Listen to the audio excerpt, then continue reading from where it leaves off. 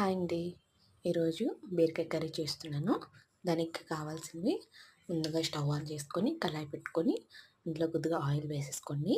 తర్వాత జీరా, ఆవాలు వేసుకొని, అవి ఫ్రై అయినాక ఆనియన్స్, మిర్చి, ఇంకా కరివేపాకు వేసేసుకొని అది కూడా ఫ్రై చేయండి.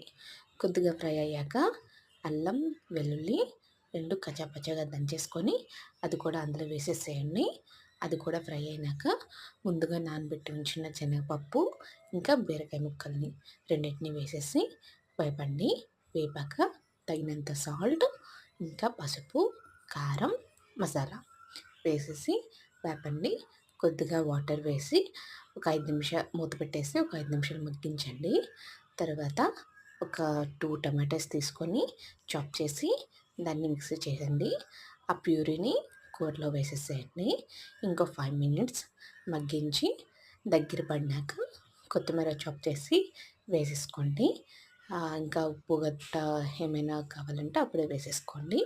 చూసుకొని దగ్గర పడినాక దించేసుకోండి. అంతే రెడీ బీరకాయ కర్రీ. ఇంకా ఎలా చేస్తే బాగుంటుందో కామెంట్ సెక్షన్లో చెప్పండి. నేను ట్రై చేస్తాను. Please subscribe.